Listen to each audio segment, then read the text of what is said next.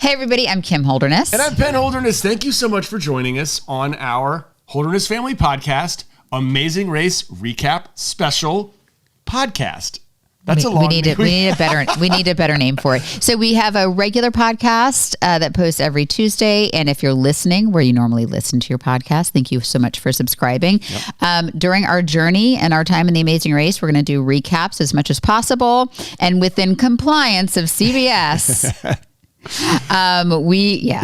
We've learned some lessons. We will share our experience, what we were going through, as much as possible. We're that's in tell compliance. You as much as we can. That's in compliance. They do, admittedly, own the intellectual rights to this show. So we're gonna see how it goes. And by the way, I'm gonna try something today.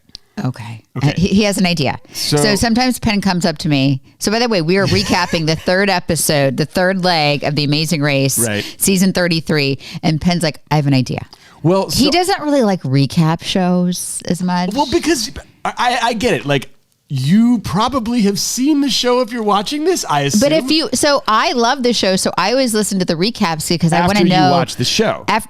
Sometimes I have to say, if I'm really busy, I will listen to the recap while you're driving. Yeah, so you don't have to watch it. Well, and then I go back and watch it. And I'm like, okay, this is why that happened. So I've done it both ways. I got it. I hope this solves the problem. If it doesn't, I have a very honest critic sitting next to me who I love and will tell me exactly what she thinks.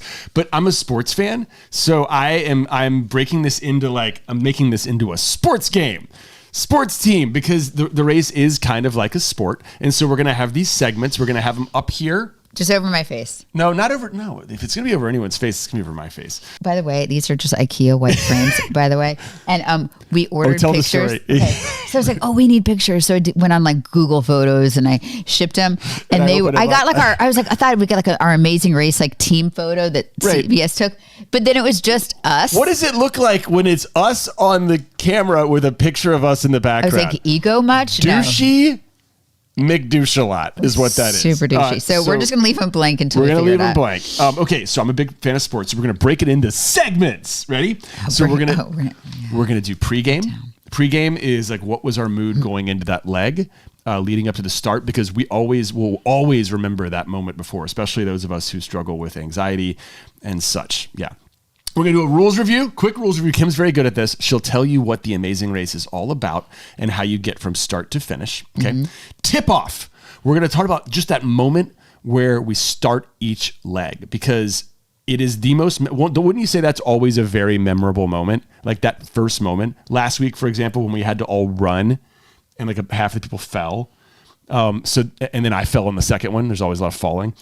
Play-by-play, which is going to be just a quick 2-minute, as thorough as possible synopsis of what happened from beginning to end. We might even add sports music to that to make it seem like we're on Sports Center. That's the section I'm having issues with. But then after that, I've got, this is for you, slow-mo replay, which means we can go back to as many moments as you just heard and tell you all about what was going on in our mind during those moments. I've got a few I'm going to want to talk about. I know you've got a few that you're going to want to talk about. We will give out our weekly MVPs. So each of us are going to give our most valuable player from the episode, and we can't give it to ourselves because that's just really annoying.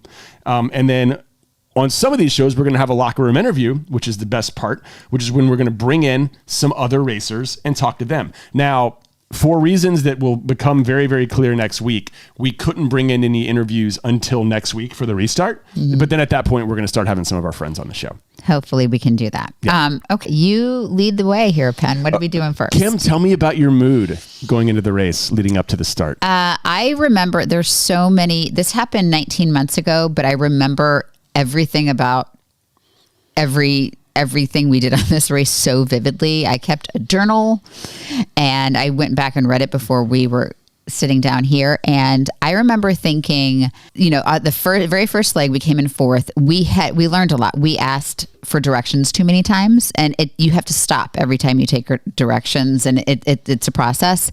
And we asked for directions too many times. And I was like, we ran a great leg, but it's not perfect. The second leg, we had so many mistakes, so many more. They showed them, I think there's some extra clips. We had so many mistakes, they couldn't even show them all on TV. We still managed to power through and come in fifth. So in a way, I was like, at our best, we're fourth, and our worst, we're fifth. Like we're one of those like middle of the pack teams. That's great. But like, I just felt like really competitive. Yeah.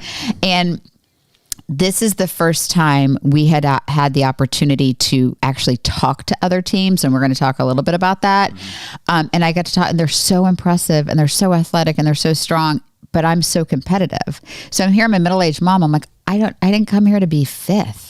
Like, I don't want to be fifth. So we had a talk beforehand. Yeah. A couple of things to add of my mood. This was the start of this race was the best that I had felt since being on the race.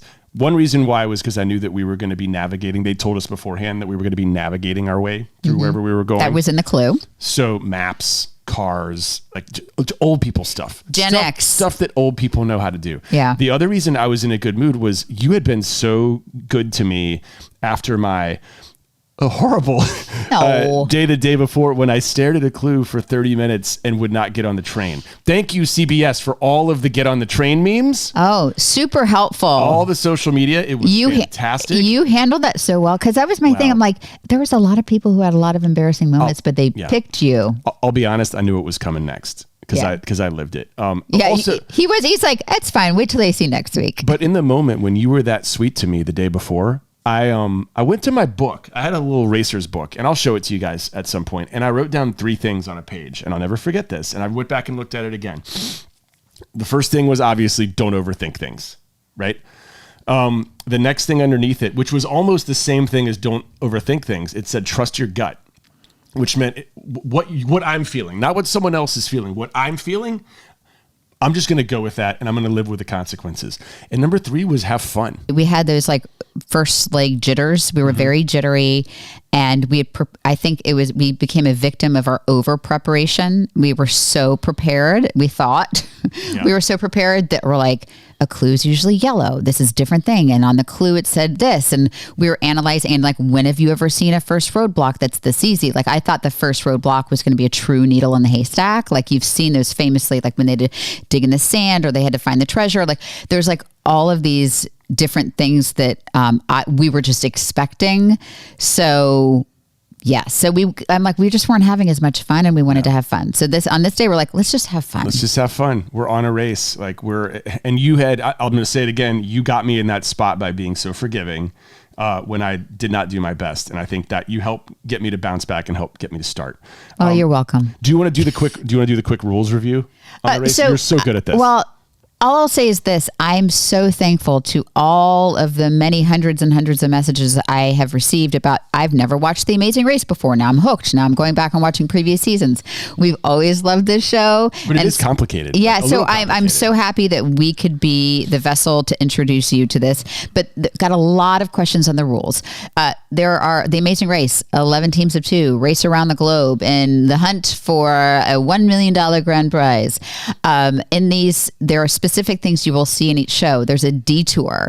So that's where everybody's confused. They're like, why didn't the other teams have to do the art thing? Yeah. That's where both of you as a team have to complete one or the other task. You choose.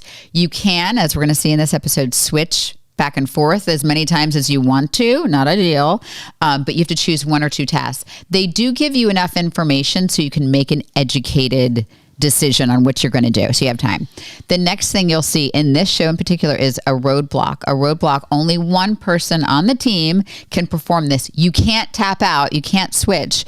And in the roadblock, they just give you one sentence. And in this case, it was like, who has it in the bag or something. And you can't change your mind. And that's important. Yeah, the person can't change their mind. You'd look for context clues about like, okay, where am I? If it's something that would require exceptional strength or something, we would try to get Penn to do those, but you can't always tell what they are. So our method was just going to be to switch back and forth. Yeah. And so, yeah. Also, by the way, the producers who we love and we've become friends with, you can tell they sometimes they will mislead you a little bit, right? Like you'll see who wants to play basketball, and that would be me. And then it turns out like you have to weave a basket or something. I mean, yes, but something like that. Sometimes they do that and they get the person that's not as good, and that can make for better television. I don't think they're doing it to trick you, but I mean, you have to, I don't put a lot into like the punny titles because anyway. Right. So that's the Roadblock. And then I guess the only other thing that you need to know in this particular rule recap is that on most shows, unless they say it's a non-elimination or you're still racing, the last team to arrive gets eliminated. From the race. Which is more important than the first team to arrive. First team to arrive, it's great. Sometimes they get a prize, but all you got to do is not finish last and you move on to the next week. Right. Okay, next up is our tip-off. So the first 10 seconds of every leg are unforgettable. The first leg, we all ran and half of us fell. The second leg, we ran and I fell. A lot of falling. This is our third leg and we didn't fall. Not that we're aware of. I don't think we fell once. You're right. Right. You did bend me over a sidewalk. You're going out of order. I know. Sorry. So his whole thing was like we were going out of order and we're okay. Look who's going out of order. This is my way of showing you like it's okay. We're gonna go with the flow here. All right. So, but what were the first 10 seconds like for you when the race started? We were running off of a train and sheer panic because I am a 45-year-old woman. I have done triathlon. I am, I'm in, I think for my age, pretty good shape. We had trained. We were doing 5 mile runs with full backpacks, but at this point it was a sprint. And I'm not as fast as these people. So it was panic. It was sheer panic. How about you? Same. And so here's another rule of the race is that you have to stay within 20 feet of your partner at all times. So it's not like, so Penn he runs a 6-minute beer mile. 6:40 was my beer mile time. So that's where you like run 400 meters, you drink a beer. He does it in 6:40. So you have to drink 4 beers and run a mile. So he's really fast, but he can't run ahead and get into the car and wait for me. He has to stay with me. So he didn't even really train running because he's like... I did a little bit. I trained with weights. I trained running with weights. Okay. And I put more weight in my bag just to try to even it out. Like that he's like, I'll carry your stuff because you're slow. Okay. Well, you didn't say I was slow, but there was no need for him to practice running because... And you're not slow. Just everybody else was so fast. So my first 10 seconds were just, I was trying to mentally prepare myself because I knew I was going to be driving. I did not know until at the very, very, very end that it was a manual transmission car and that the gearbox, which I guess it makes sense, was in the center. Right. Instead of the other side. And driving a car is like a drum set, right? Well, of course it's in the center. So explain for the people who are listening and watching. All right. So driving a stick shift car is like playing the drums. There's 2 pedals that you have to work, right-hand gear, left-hand steering wheel, right? So it makes perfect sense that if there's a manual transition, the gearbox is still going to be in the middle of the car. But what that does is reverses. And my brain revolted immediately against this being the gear and this being the steering wheel. So he revolted against his left hand doing the shifting. So you're sitting on the right-hand side of the car, which is opposite of how we do it in the U.S., and you're shifting with your left hand. And even the gearbox, like it's like first is here and reverse is in a weird spot. And they showed... people struggling. And it was, even for somebody who got it, he got it right away and did, I have to say, slow clap. You did an amazing job. It was so We drove 7 miles an hour the entire time, but it was really, really hard. Yeah. Okay. So that was the start for me. All right. Here's the controversial part. We're going to get some drama here. Here's the controversial part of our podcast where we're going to try to do a 2-minute synopsis of the entire show so you can be caught up in case you missed it. We're going to put 2 minutes on the clock. This is the part I'm passive aggressive. I'm like, it shouldn't be limited to 2 minutes. But then after we're done, we're going to go back and we're going to talk about everything. Okay. I'm going to sit here. We're going to cue some exciting music. Here's the exciting music. All right. So you tell me when to go. And I'm timing you because I'm passive aggressive about this part. She doesn't like this recap. So we work together. And hey, if you don't want to listen to this, just blip, blip, blip, 2 minutes. Okay. And then we'll do it. But this is for the people who like quick information. I like long information. I like long, drawn out information. All right, so just tell me when you're ready. And ready, set, go. Okay, so we get into the manual transmission cars. We have to find a place called Oran-Mar. Everyone looks it up. Most people who look it up see a hotel 10 miles north of downtown. Turns out Oran-Mar is actually an exhibit in the middle of downtown. As we are driving toward the hotel 10 miles in the wrong direction, Kim somehow finds a clue box out the right side of her window that wasn't where it was supposed to be. We pull over. Oh my gosh, it's Oren Mar. We are the first to arrive. It's a roadblock. Who has it in a bag? Who has it in the bag? It's about assembling a bagpipe. It's Kim's turn to do a roadblock. She does it. She starts assembling the bagpipes. Dusty and Ryan and Anthony and Spencer show up. They're working together, we realize. We're alone. Doesn't matter. Kim assembles the bagpipe first. Kim plays the bagpipe successfully, gets the next clue. Sounded like torturing cats. Sounded like torturing cats. More on that later. We get to the next clue spot, which is a fountain not too far away in downtown Scotland, giving us a detour. Do we want to take iron rings off of a whiskey casket or perform a Scottish song and dance? What do you think we picked? After a little bit of searching, we find our way to the Scottish Song and Dance Theater. Kim does not love to sing, but she does a great job singing. We have to sing and dance. We get it on the second try and leave before anyone else even shows up. Okay. About 30 minutes later, we arrive at the University of Edinburgh in first place. Not Edinburgh, it's Glasgow. Sorry. How much time do I have? Oh my gosh, I have so much time. I know, you're talking so fast. I'm doing great. So, we make our way to the University of Glasgow in the cloisters after a little bit of working and make our first place finish. We win a trip to Cape Cod. That's great. We have friends at Cape Cod. Dusty and Ryan come in second. Anthony and Spencer come in third. Meanwhile, the rest of the racers are having a lot of trouble with both the manual transmission and the directions. As it turns out, Natalia helps somebody out during the Bagpipe Challenge, and it ends up costing them a little bit of time, and unfortunately, Natalia and Arun end up finishing 10th and are eliminated from the amazing race. Everyone else lives to fight another day. By the time they finished, it is pitch black. Kim and I finished in the middle of the day. Okay, there's a lot of context I want to add. I think you did a great job. Thank you. But that's what slow-mo replay is about. Okay, so this is going to be my. We're going to go back. We're going to take our time. I need a Xanax. It was like very high energy. Okay. So finding the first there are, and this will be interesting. There are press photos that they sent out at the beginning of this, and it shows, able to use them. And we're able to use them. I'm going to show it here of Penn with a mallet. Oh yeah. And you didn't see that in the episode, but you saw the press photos.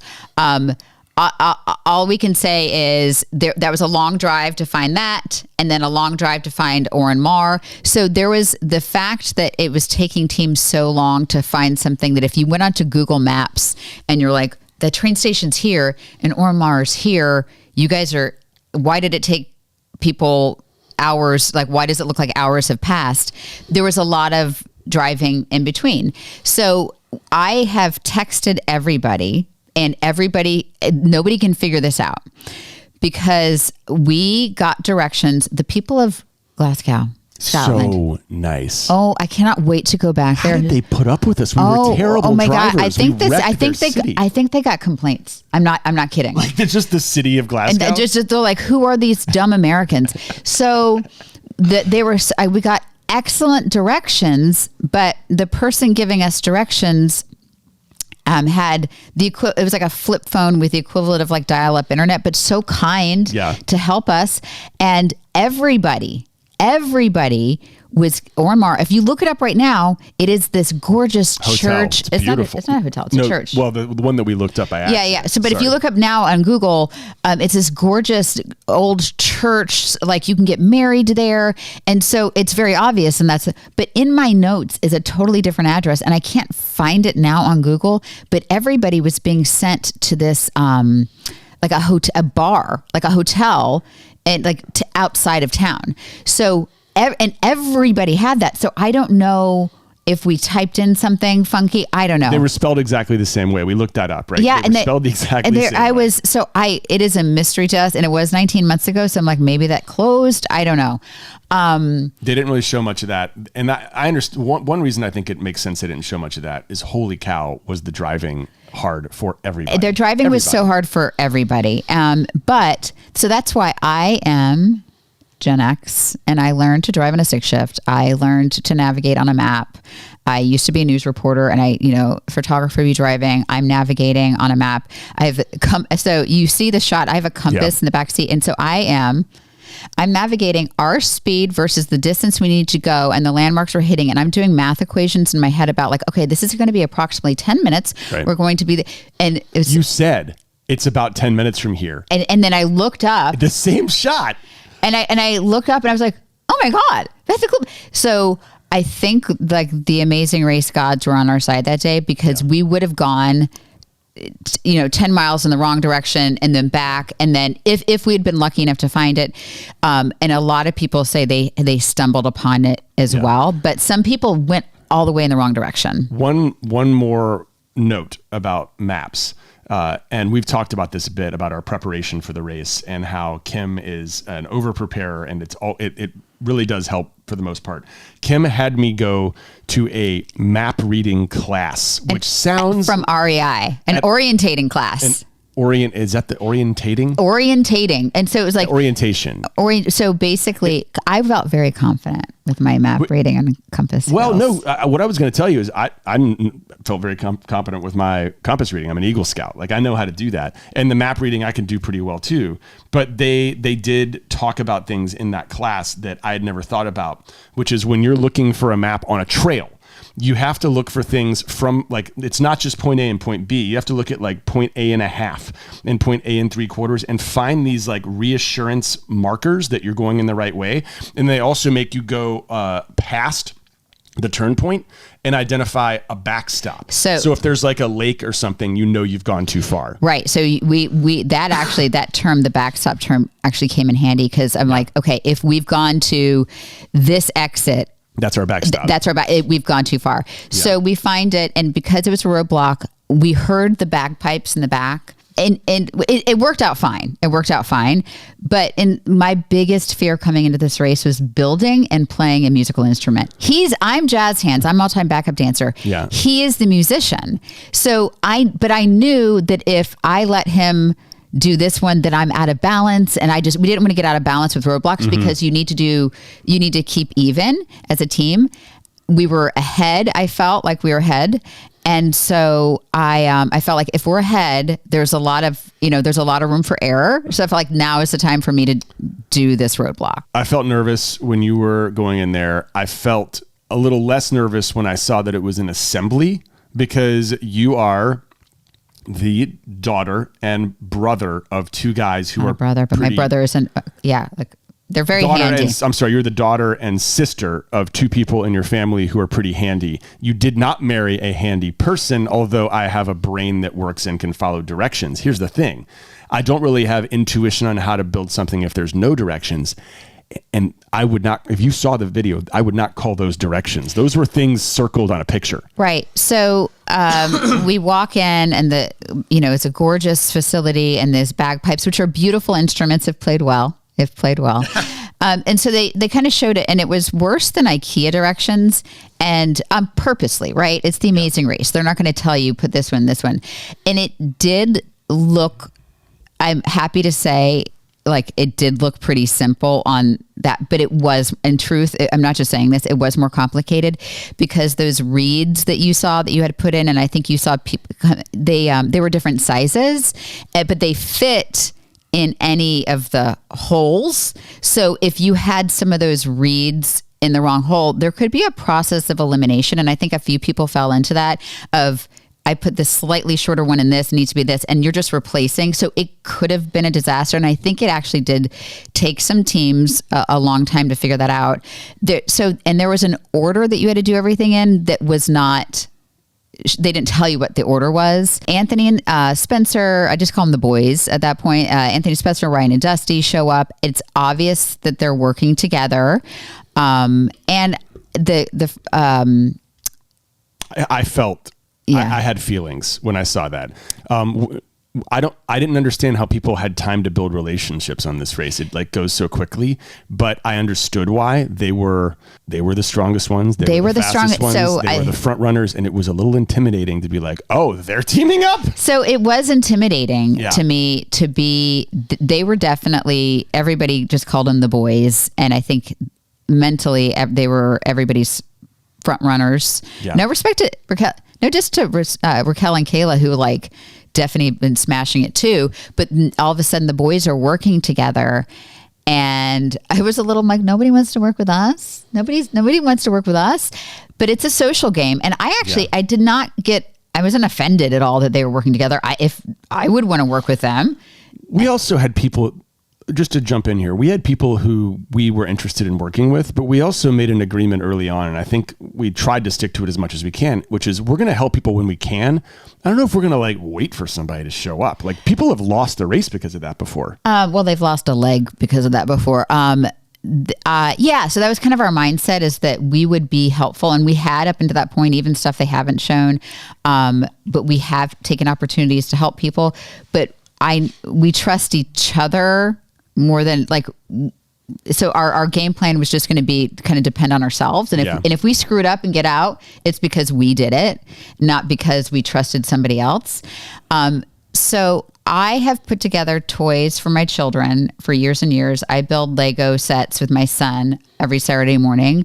So I felt like mom skills, and I just felt this pressure of like, we're first. We have a chance to be first, and I can't screw this up. So it's feeling a lot of pressure. Get it checked. And man, you were in such, I have hyperfocus as part of ADHD. You had it too. You were in the zone when you were down there. I don't even know if you could hear me or if you could hear anything at all, or if you were just completely zoning out, but you were definitely super focused. And so bless these bagpipers. They were playing the whole time. They must've been exhausted. Yeah. And so I think that's part of it too, because it's really loud, right? And you're in a race. So it's not like somebody drops it on your kitchen table. Of course, you could probably do it in 15 minutes if somebody takes it to your kitchen table. But with the constant bagpipe and, a camera in your face, there was a lot of, and then when he said, yeah, it's good, I was like, oh, and somebody on Twitter said, I love how Kim looks like she's about to cry every single time they complete a task. It's relief. And I was like, oh my God.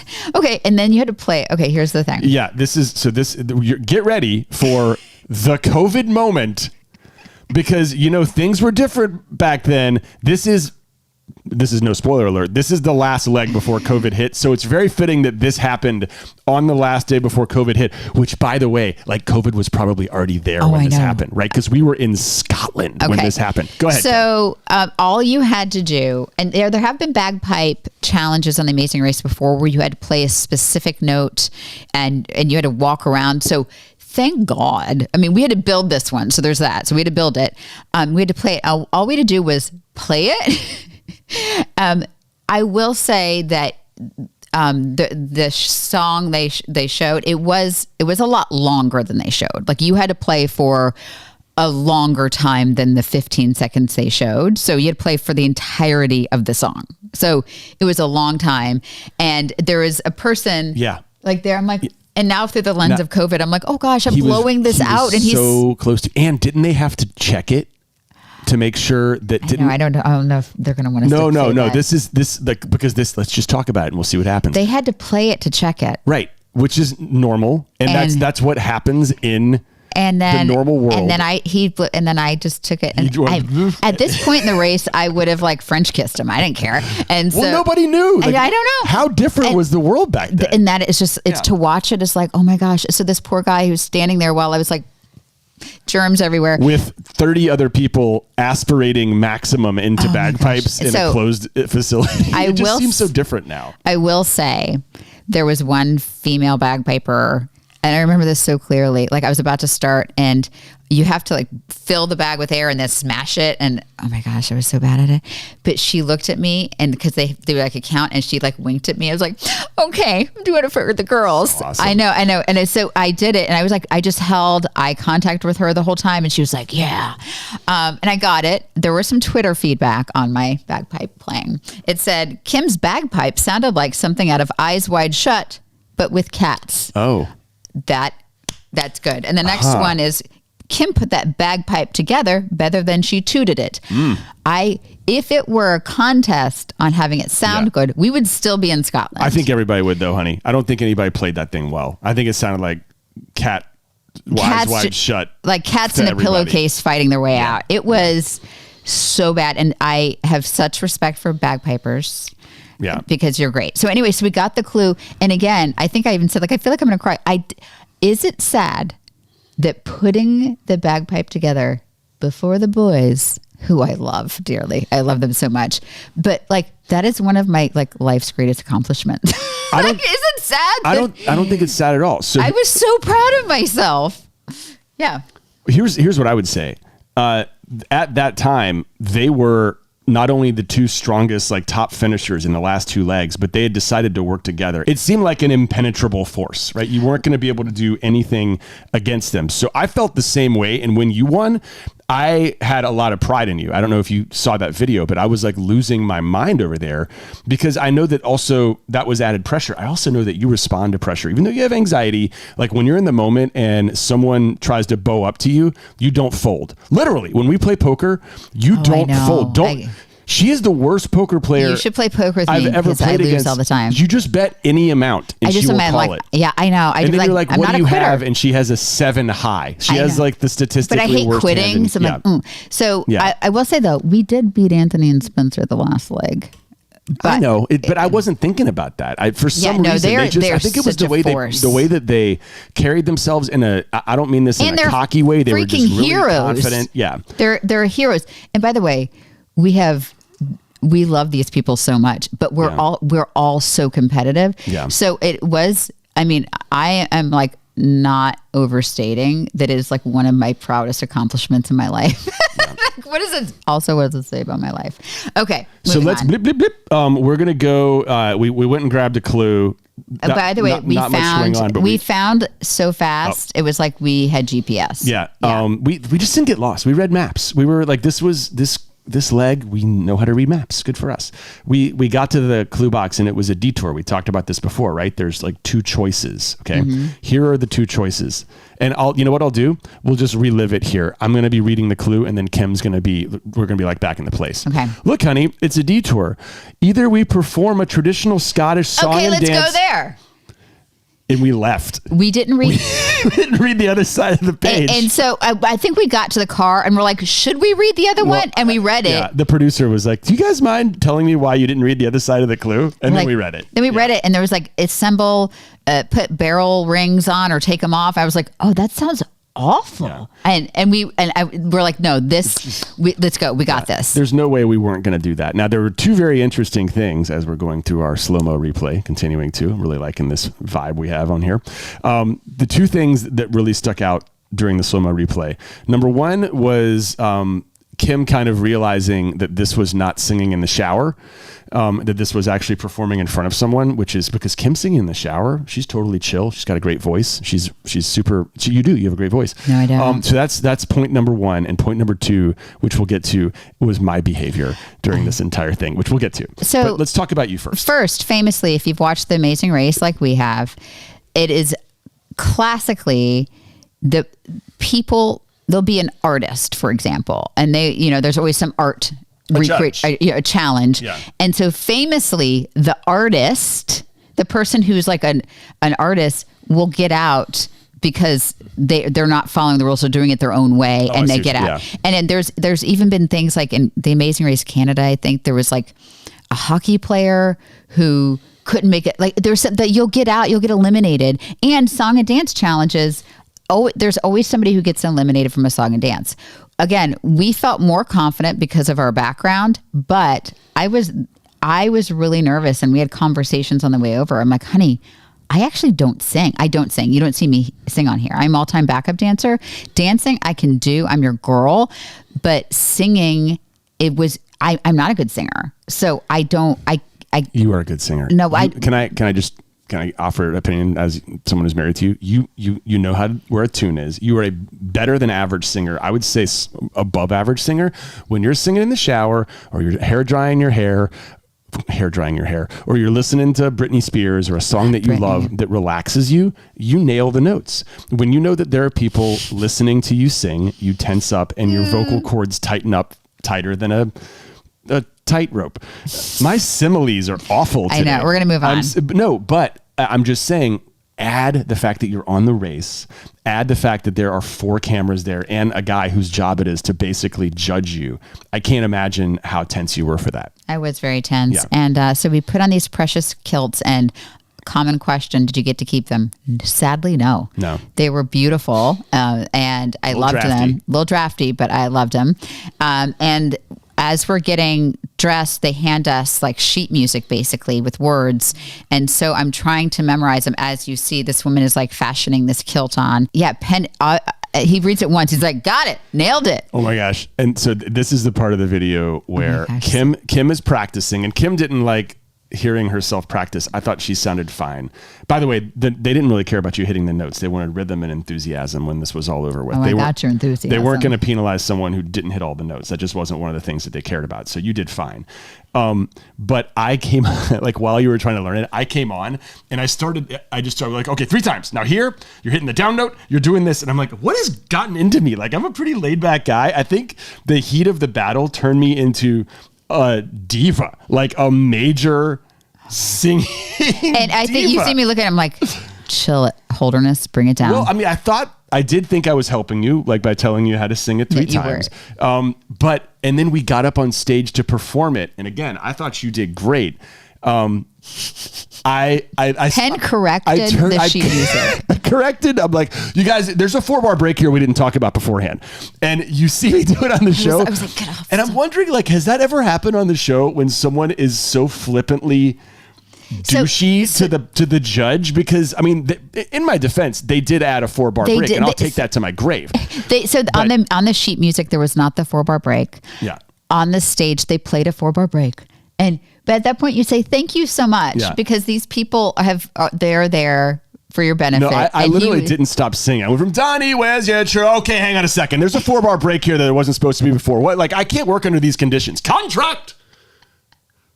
I'm going to go talk to my agent. You guys hang on. I'm going to go talk to my agent. We're going to get this right because one of us is not going to be working here in 5 minutes if I can't get my conditions that I want. That's what I turned into. And I'm never like that. He's not. I'm usually so chill. He's not like that, which is why I died. Well, I 100% forgot about that. I will say those precious little boys. Oh my gosh. If they showed all, it's not even possible to show everything that takes place, but I did start crying because I was like, they were the exact size of my little boy at the time. And the little blonde one, his mom messaged me through Instagram last night after the show aired. She's like, really? We've been waiting for 19 months for this to air. He was so excited to see it. You guys did a great job. But he did a great job. He did a great job. And poor boy was stamina. I know, he was there for a long time. So we get on the second try. Mm-hmm. I will say, should have gotten it on the first try. No. So they were judging. So to me, because we've studied this race and we've watched every show, there have been harder challenges. Like there have been harder dance challenges. There have been singing challenges that are different languages. We didn't have cue cards or anything, but it was in English, so it's less intimidating. I will say the judging was more strict. They were, Lulu and Lala. I think they were talking at one point. They were saying words in Spanish, but they looked so adorable doing it. There was so there was more to that, but you just can't show it. Right. On the other side of the Detour, I'm so glad we didn't choose the barrels. I think we chose perfectly. I think to me, my mindset coming into the race was everything is figure outable. There's not going to be a challenge that's impossible. They test these things. So if you're struggling, go and watch it. But just seeing, I'd heard everybody had told us how hard it was. So to watch it was I'm so glad we didn't do it. It looked really hard. I was so proud of Raquel and Kayla. They just nailed it. I loved Raquel's reaction when she found out she was 5th place. There was 6th place, but she was like that's amazing. The happiness, and I love seeing that. And there, that's very Kayla, right? Very Raquel. Well, because I think because everybody had gotten so lost, and that's where I think everybody had lost track of each other, and we were pretty confident about where we were because we knew when we left Ryan and Dusty, so we were pretty confident. But on those days, every other day, we'd seen everybody everywhere we're going, but everybody lost track of each other because they were driving. And so if you're lost for 2 hours and you don't see anybody, I didn't say they were lost for 2 hours, but some people were lost for hours trying to find the University of Glasgow. So you roll up and you hear your 5th, 6th, 7th, whatever it was, you're like, oh, we're last. We haven't seen anybody. Because it's been so long. It's been so long. We talk about this on this podcast. Time is an accordion when you edit The Amazing Race. They can stretch it and they can compress it. They can make things that look very, very close actually look like they're farther apart. and they can make things look far apart, look very close. And so in this situation, there were several hours between first and 10th place in this show. And you can usually tell by watching any show just by looking at daylight, right? Like when when it gets dark. Anyway, so that other challenge, it tripped up Arun and Natalia. I mentioned in the recap that Natalia did help some people out and then said, I hope it's not bad karma that I helped them out. And unfortunately, they had trouble with the barrel. They admitted that they didn't even look at the... So what I think she gave them, the reeds were tripping Sam up and everything. And so she gave, I think after they were able to figure it out, they were able to get out quickly. I think she helped him, I think on the show he said 5 minutes, but in reality it was like a couple minutes. Yeah. And then the issue wasn't that, and they know this, the issue wasn't the 2 minutes or the 5 minutes or however long it was that she was helping. The issue was they had to switch roadblocks or detours. And the time it took to get to that with getting lost in between. And then I think what I will defend them and say that because we were in that position in the second leg where you think you've screwed up, you think you're last, your brain does crazy things and you don't make great decisions, that when you're sitting on the couch, you're like, oh, well, they shouldn't have switched. Like, it's easy for us to sit there. Even last night, and I was like, oh, they should go over and check it out. And I'm like, I think they're using the wrong tools. Like, I can't really tell. It just wasn't their thing. But it's easy for me to say that, but I know how frantic and panic it does weird things to your brain. Yeah. And so especially now that I've lived it, I will stop judging people. Yeah. And Lola was so upset because we've not told her anything. And Arun and Natalia are her, that was her pick. And I'm like, not us. She's like, oh no, not you guys. So yeah. She was sad. They finished last. By the way, we came in first. Yeah, Yeah. So they were eliminated. I honestly, do you know why that's an afterthought? It wasn't a big deal in the show. In the show, finishing first is great. I mean, great job. High five. But it's really about not finishing last. I will say the feeling of being told that you're team number one is an unforgettable feeling. It's a feeling of safety. It usually comes with something else, like either starting early the next day and having a leg up, or sometimes even a prize. We got a trip to Cape Cod. I love Cape Cod. So Cape Cod's awesome. On YouTube, they have extra clips, and it's us like at the mat. Like we had just run up, so we're like, we don't have good like mat chat. Like when Phil's talking to us, I think we're a little nervous because at that day I thought we were first, but I didn't really know. So we were like anticipating what he's going to say. We have such awkward conversations. We suck at that. And normally we can talk to people, but nothing that came out of our mouth had like any chill to it. Am I allowed to say it's kind of a weird social engagement to just show up and have someone, and there's a guy with a rock, and he's like, he has a 100-pound rock. I'm like, right. You do, and Phil's kind of a dominant personality, so you're kind of waiting to hear what he says. You don't want to talk too much, right? No, I'm not saying it in a bad way. He's the host, so you're kind of just waiting to see what happens, and it could lead to some awkward pauses. They're great. We are so awkward. Not our forte. Not our forte. I'm like, just be normal. And I was like, I love Cape Cod because my best friend got married there. So, and I've visited twice before. I do love Cape Cod, but on Reddit, they were like, a round of golf and spa. Let me say, and somebody said like, when you win the trip, but it's not as nice as the place you are. I will say, when I hear about the trips that people win, that's great, but it's a trip for two to Turks and Caicos. We presumably would have been gone for a month. I'm like, love you and love this journey for us, but I would then want to travel with my family. So Cape Cod, I was like, immediately, oh, we can bring the kids. Like, we'll just buy extra plane tickets. Actually, I think the first thing you said was, I'll just go with Liz. I know, she's my best friend. So I may be cut out of this trip. So maybe Lizzie and I can go on our trip. But I get your point. I think that especially having had to leave twice for this long, if we go on another vacation without them, thanks to the Amazing Race, they're probably going to lose their mind. So let's just bring them with us. We'll just bring them with us. All right. We finished first. It was great. It was the best feeling. We are now going to get to the part of the Amazing Race that's never happened in 33 seasons that was just flat out crazy. And there is so much to tell. We could write a book on this, and we're not going to tell you all of it. There's a little bit of like what happens in Vegas stays in Vegas. Yeah. I will say that we went first, and it was earlier in the day. We get back. It was our first time taking like a longer, because it was like go. Stop down time. So we had 3 legs in like 2.5 days almost. So it was our first time to we were going to get a good night's sleep. We were going to have a full 24 hours there.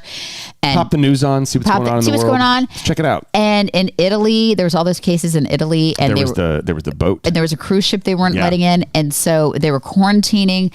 And immediately, I've seen the movie Outbreak. I know how it ends. I'm like, if it's in Italy, it's in Scotland. If it's in Scotland, it's in the U.S. Right. We also have a friend who is an infectious disease guy. And the one thing he always tells us is wherever you think it is, it's a week ahead of you. We had talked to our infectious disease doctor friend before we left. I'm like, and he goes, and it's so funny, before we left, he's like, oh, you'll never finish this. No, you're not going. You're not going. This is, because at that time they weren't even calling it a pandemic, but he's like, this is ridiculous. You're not going. So knowing that, and then watching the news, I suffer with anxiety. I live with anxiety, and panic attacks, though rare, happen. And I started getting that like tightening in my chest. And for me, everybody's different. It's like I can't get enough air in, and I'm like, I can't. And I just like, it's like my breath is too quick. And it started happening because immediately I'm like, I knew we're done. Like the race is over. And that wasn't even the part that was a priority in my brain. It was like, because I didn't know. It was our first pandemic. Are they even going to let us back into the country? Right. Are we going to be stuck here away from our kids? And for safety, gosh, I don't even know how to do this. Let me jump in here. That was happening in your brain. In my brain, I saw my wife suffering because this show, this contest, which basically brings anxiety bubbling to the forefront, and this uncertainty of a pandemic collided for a very brief period of time, because we were in this period where we weren't racing and we were sitting in a hotel room. And I'm going to give credit to CBS, because when it got to the point where you were really in full-on panic attack, they were about to share the information with us, and they took that moment to go ahead and share the information with everybody that they had decided to suspend the race.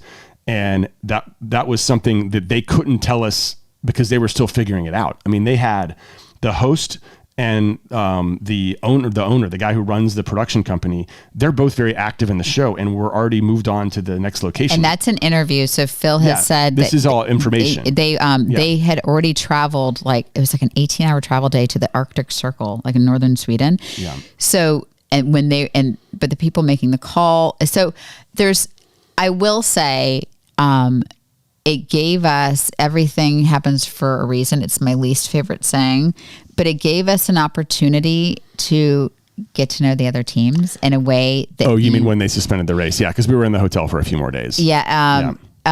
It gave us an opportunity to get to know the other teams, and like what happens in the Glasgow, like Hilton, it stays there. And it really did. And CBS, an amazing race. I can't imagine the effort it took to even just stop the race, because there's so many people, and I think they made the best decision, and I think they made it at the right time. A week later, it would have been a disaster. Right, and we heard officially from them when we went back and met at the Cloisters. Again, you saw that on television, and you saw like everyone still wasn't 100% sure. They knew it was suspended, but we weren't 100% sure we were going home. They let us know we were going home. Phil said something that I'll never forget, where he was like, I don't remember this, but I saw it last night and I started laughing, where he said, well, this will give, you guys have never had this opportunity to go home and work and get better and stronger and come back to the race like a better version of yourself. And Penn and I are both like, we're not getting younger, Phil. Also, we were so busy. We were like, the last 19 months have been the busiest months of our lives. Our company has grown. We've made videos every day during COVID. We didn't have time to work out or practice. It was heartbreaking, right? Because we had done all this preparation to get there, and then to hear that news, and you saw me cry leaving my kids. Like we had done, to me, the hard part was showing up, and I showed up and they were sending me home. And I felt like at this point we were so prepared. We were like, I think Arun and I could go toe to toe with Amazing Race trivia. We were so prepared physically. I mean, it was as good as it was going to get. Right.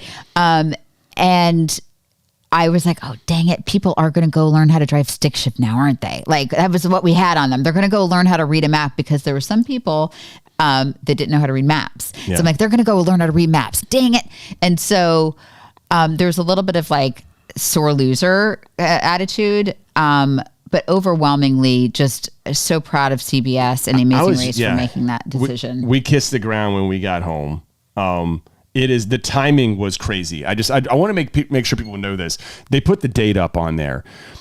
They canceled the NBA season, which was like the first moment when the dominoes started to fall, because remember that night. Then they canceled the NCAA tournament. Then they canceled school. Like those dominoes started to fall exactly 1 week after we got home. All right, so 7 days after we got home, which is interesting because the information that we were getting, because we were in Europe, things were so much more advanced. Right. It was a little weird getting back to the United States of America. And nobody was talking about it. And seeing people just being like, what's the big deal? So we got back, and we weren't really able to tell people where we were going. We told people we were shooting travel videos for our YouTube channel. Yeah.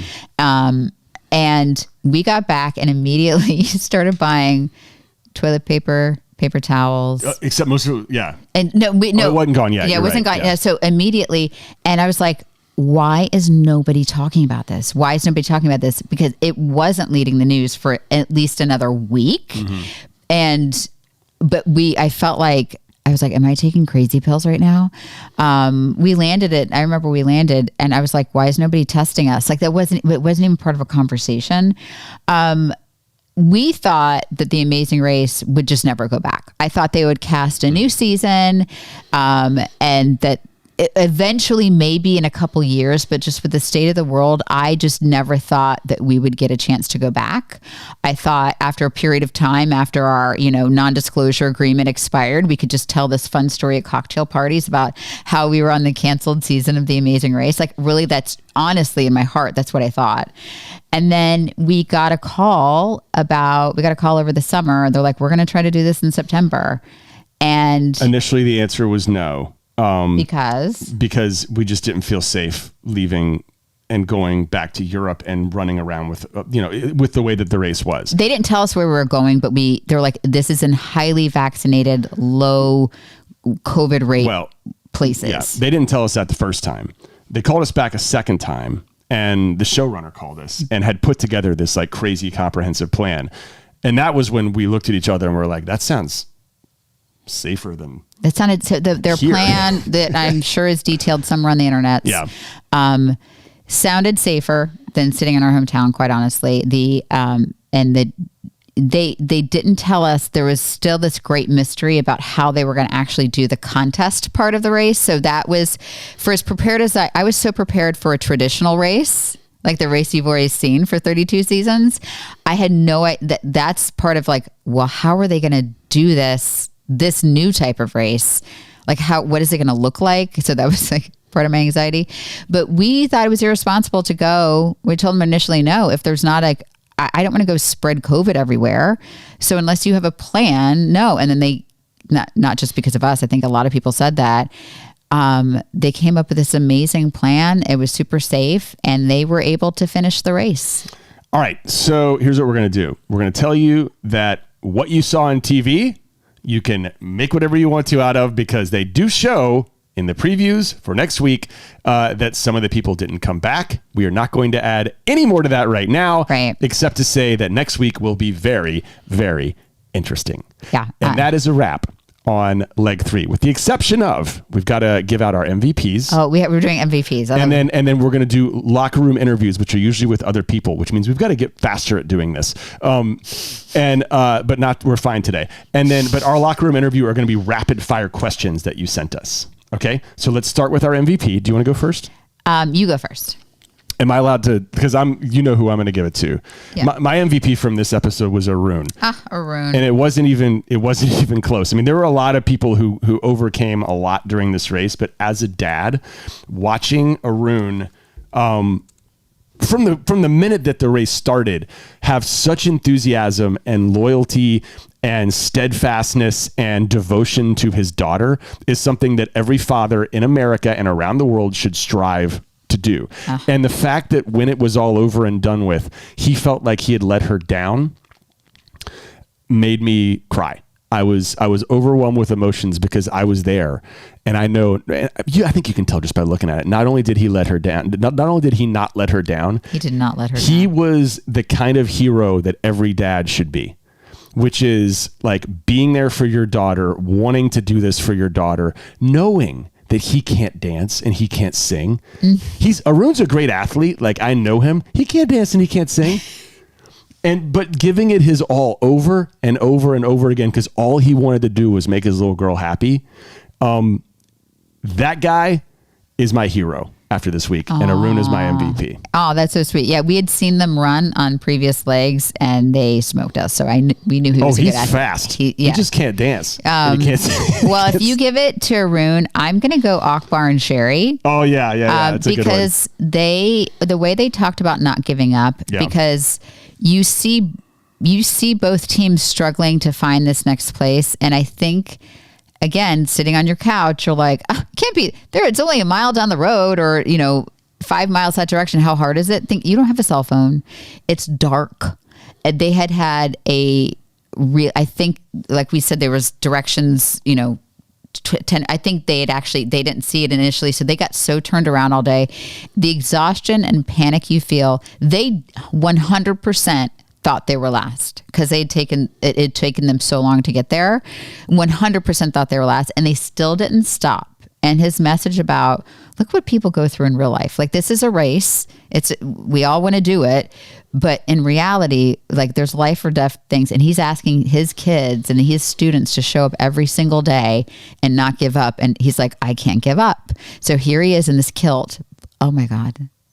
Akbar in a kilt. And then can we say also, like, his dance at the end, he was good. Oh my gosh. He was great. Such a good performer. So it was a comeback victory too. Comeback for sure. So, and he was so emotional. So I think, but everybody did. I mean, everybody who drove that day should be MVP. Is MVP. Anyone who had to drive a car. All right. Rapid fire questions. You ready? Okay. Go. Is that why you were able to make a homemade trash bag pipe so easily during quarantine? Yes, we came home, and during quarantine, we did a video with Penn. He made a homemade bagpipe with recorder and a garbage bag because he felt a little jealous. Kim, what was going through your head when you were first to complete the bagpipe? I was about to cry. Again, we've discussed that it's like my greatest life's accomplishment. Yeah.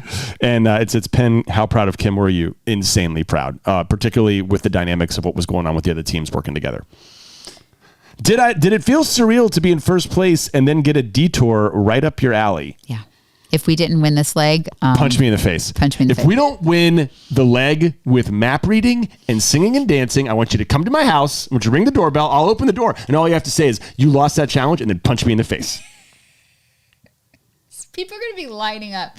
But I won it. You can't punch me in the face. People are going to be lining up. Oh, they would if I'd lost it, I'm sure. I know. Kim, you were super nervous about this detour, and you couldn't even watch yourself saying what were you going through your head. I posted on Twitter, like, I left the room. I don't know. I didn't watch it. I left the room, the part where we had to perform, and I haven't watched it. Okay. Good job, honey. How'd you like that format? Oh, here we go. Come on in. No, I'm saying, there's more stuff on... Twitter? Yeah. Okay. Justin says, I can't decide who looks better. Let's leave it in. Okay, we got time for one more thing. Let's read some quick tweets. Justin says, I can't decide who looks better in a kilt, Kim or Penn, so I'll let you decide. I'll decide, Kim. You looked really good. Really? Kim and Penn are so extra. LMAO. Love them. Wait a minute. I know. Is that a compliment? No, hey, you guys. I think it's so funny. But they said they loved us. We got a couple like Twitter people tagging us saying they're so cheesy and I don't enjoy. They're so cringy and cheesy. I don't really enjoy their videos, but I'm finding myself liking them on the race. Oh, we are really cheesy and cringy. And I watch our videos. I'm like, that's so cringy. Well, I get it. Particularly the music ones, which are my fault. But it's also, I enjoy making those cringy videos. You may find them cringy, but I like to sing my life. My life is a Muppet musical. Chris says Kim did the Roadblock, though her bagpipe skill sounded like something was dying. You are not wrong. No. Then we've already gone through the Eyes Wide Shut. Kim and Penn are showing these young kids how to smash this leg of the race. Thank you. Wow, Kim got it. She's fast. They were referring these to the are all bagpipes. very complimentary. Yeah. I'm sure there was other. These are just the ones that my friend Anne-Marie pulled for me. I'm sure there was other ones that Keep were them like, coming. We'll read them. Kim is trash. Yeah. But thank you for watching this recap. If you have any questions and if we're allowed to answer them without spoilers. Yeah. And I hope you tune in next Wednesday, CBS at 9 p.m. Eastern time. How did you like the format? It's good. She's She's got notes. No, Okay. I like it. I just think the synopsis part needs to breathe that was a the little best bit. part. That was the best part. What did you guys think of this format? The synopsis was 2 minutes, and then you spent 45 minutes talking about whatever you wanted to. Okay. No. Okay. You're I feel right. like you got 45 minutes. You're I needed seeing, 2. You're seeing what it's like to work with your spouse. Yeah. And then we're going to have pictures here that are not going to be us. Not of us doing. You know what would be great? If we did pictures of us, it's like an airplane, literally like of this, with microphones in front. No, doing the exact same thing. Right. Yeah, and then the picture's there, and then then the picture back behind that is of the same thing. And we just do it. Okay. I think Rex. Who's the guy from Airplane? Comment below. What was the name of it was Lloyd Bridges. Yeah. What was his character name in Airplane when he? Who is the Gen Xer on looks the like I Amazing picked the Race? wrong. Quit taking amphetamines. Okay.